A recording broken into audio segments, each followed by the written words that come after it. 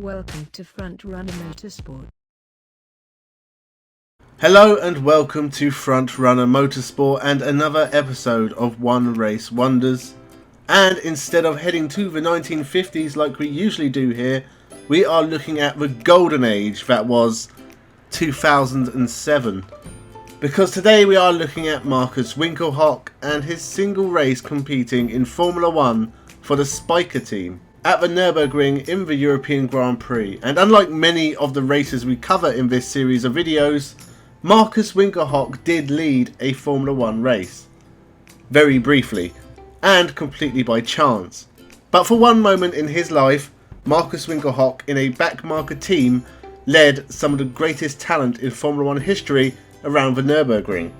And this is his story, the career of Markus Winkelhock, who only had one race in Formula 1, a true one-race wonder.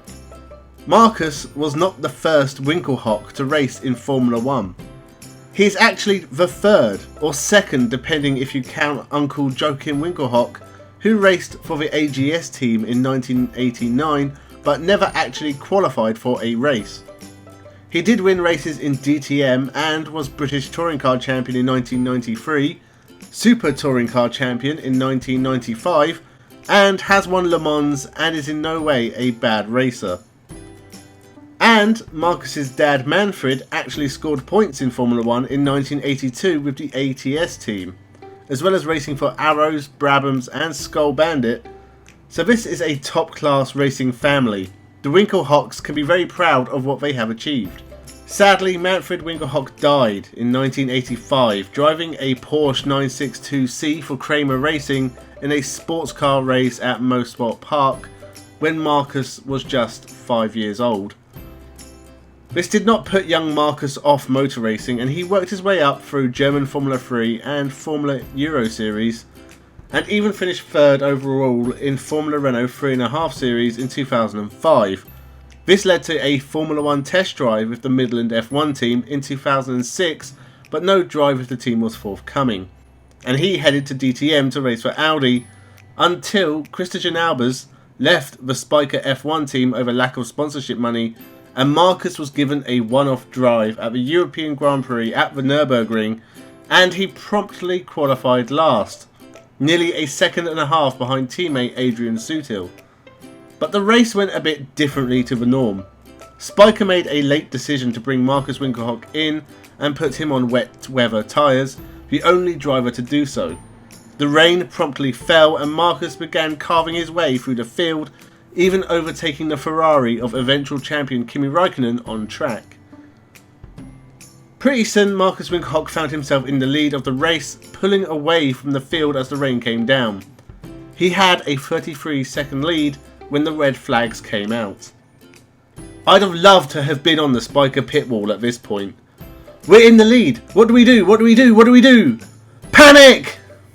They then panicked, didn't pit Markus for slicks, and he began to fall down the field on a drying track before a hydraulic issue forced him to retire. He does have a couple of records to his name. Because of the restart, he is the first and only driver to start a race both last and first, as well as the only driver ever to start last and lead his first ever Formula 1 race.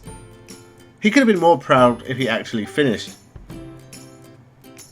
It was only ever meant to be a one-off. Sakon Yamamoto was always going to be racing the rest of the season for Spiker because he had the money, I guess.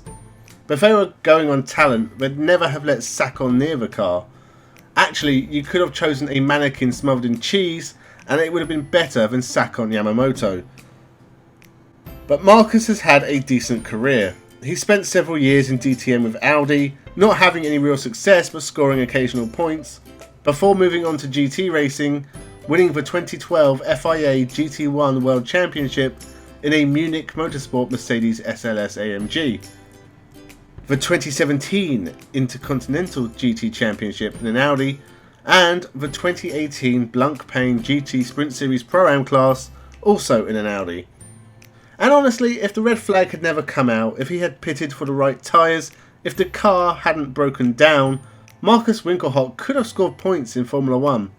He may have even caught the attention of another team and had a longer Formula 1 career, he would certainly have been a better choice than Yamamoto, but this being a pace sport and not necessarily a talent one, sadly, he is a one-race wonder. But Markus Winkelhock is still going racing in the Intercontinental GT Challenge, and I'm still going to make videos in these motorsportless times. So please remember to like, comment and subscribe. Thank you for watching. Any suggestions for one race wonders you'd like to see, then tell me. Also follow me on Twitter. I'm trying to use it more in the future. But with that, I hope you all are well, stay safe and have a good one.